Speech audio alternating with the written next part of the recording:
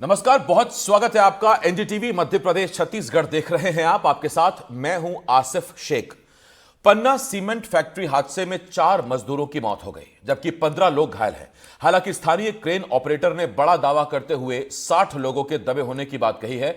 वहीं हादसे के शिकार परिजनों का आरोप है कि मारे गए लोगों के शव नहीं दिए जा रहे। तो वहीं इस मामले पर अब सियासत भी जारी है। यह रिपोर्ट देखिए।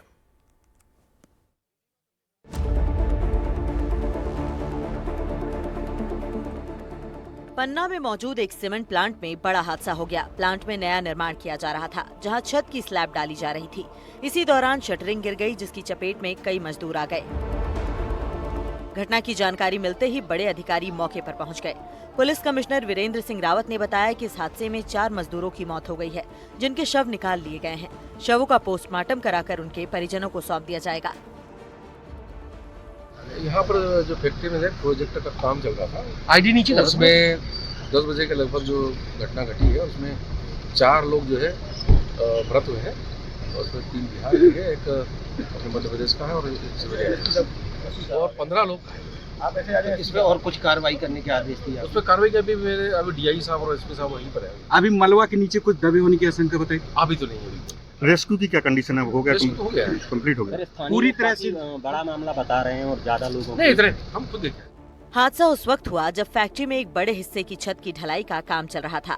हादसे के वक्त मौजूद एक चश्मदीद ने बताया कि वो अपनी क्रेन से माल ढुलाई का काम कर रहा था। तभी उसे एक जोर की आवाज आई और जब उसने मौके पर जाकर देखा तो वहाँ से मलबा नजर आया और लोगों की भीड़ लगी हुई थी।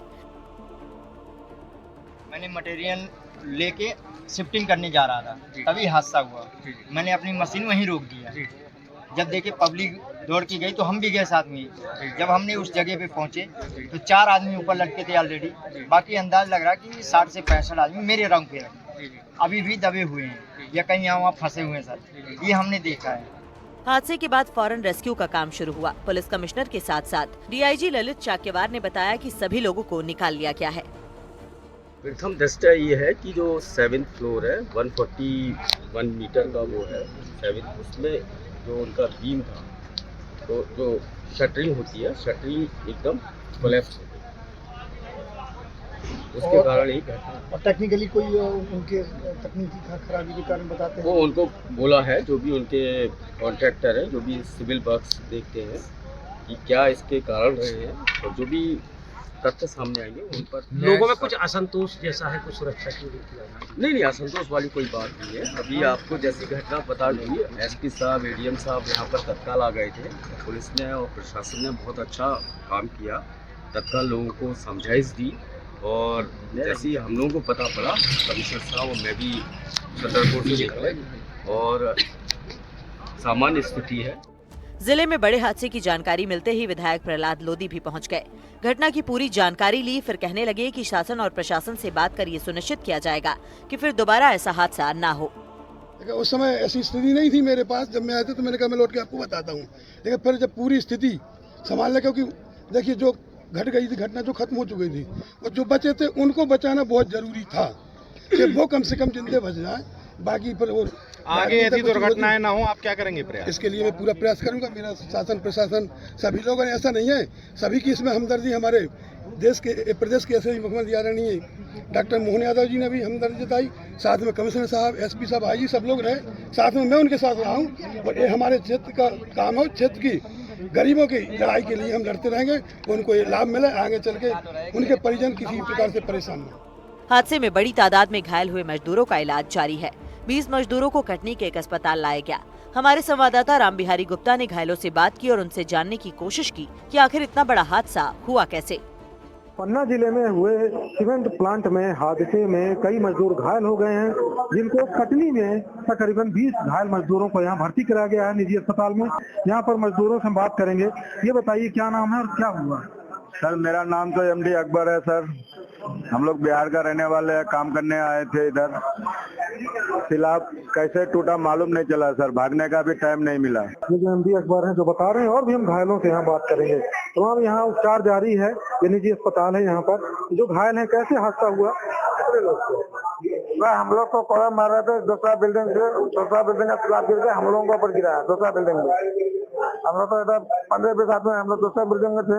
हम तो खुलाई का काम करे थे उसमें, एक बीम का, तो ऊपर से 3 हीटर का, उधर से शटरिंग जो है गिरा तो हम लोग ऊपर देखे, आवाज आ रहा था तो देखे, तो अब भाग भी नहीं पाए हम लोग। उधर पन्ना में हुए इस बड़े हादसे के बाद सियासत भी शुरू हो गई। कांग्रेस प्रदेश अध्यक्ष जीतू पटवारी ने हादसे पर बीजेपी सरकार को घेरने की कोशिश की।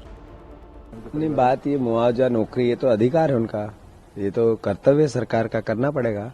पर जान की मतलब हम किसी की जान भी ले ले और फिर कहे इनको ये दे दो, इससे ही बात खत्म हो जाती है क्या? बात खत्म इससे होती है कि ये सरकारी अपराध हुआ, इसके लिए पीछे कौन था, मंत्रालय किसका था, मंत्री कौन था? क्या मंत्री को हटाएंगे? शर्मा जी पार्टी के अध्यक्ष हैं।